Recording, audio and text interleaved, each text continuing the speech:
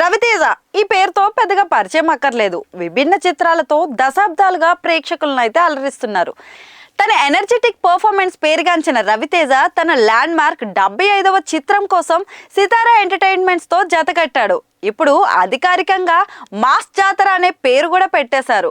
భాను భోగవరపు దర్శకత్వం వహించిన ఈ చిత్రం నిజమైన మాస్ ఎంటర్టైనర్గా అయితే హామీ ఇస్తుంది. రవితేజ ఇప్పుడు 75వ సినిమా మైలురాగి చేరుకున్నారు. తన ప్రతిష్టాత్మక 75వ సినిమాకి రచయిత దర్శకుడు భాను భోగవరపు దర్శకత్వం అయితే వహిస్తున్నారు. మాస్ జాతర చిత్రం మే 9, 2025న ప్రపంచవ్యాప్తంగా భారీ స్థాయిలో థియేటర్లలో విడుదలైతే కానుంది. మాస్ జాతర అనే టైటిల్కి తగ్గట్టుగానే ఈ సినిమా థియేటర్లలో మాస్ జాతరను తలపిస్తుందని నిర్మాతలు అయితే వ్యక్తం చేస్తున్నారు.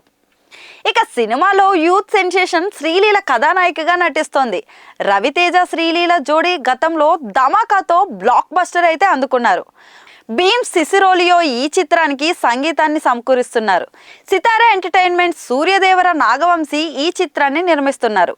ఈ సంక్రాంతికి ఇప్పటికే ఆయన బ్యానర్ నుంచి డాక్ మహారాజ్ సినిమా వచ్చి సూపర్ హిట్ టాక్ అయితే అందుకుంది.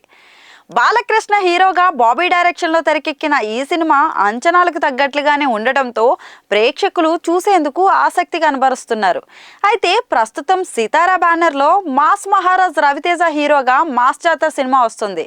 రవితేజ మాస్ జాతర మీద అంచనాలు పెంచేస్తున్నాడు నిర్మాత నాగవంశీ. మాస్ జాతరలో రవితేజ మార్క్ ఫన్ ఉంటుందని, సినిమాల్లో మళ్ళీ కిక్ సినిమాను గుర్తు చేస్తుందని అన్నారు. Ravi Teja Kick cinema super hit vibe తెలిసిందే. మళ్ళీ అలాంటి కిక్కే మాస్ జాతరకి ఇస్తుందని కూడా అంటున్నారు.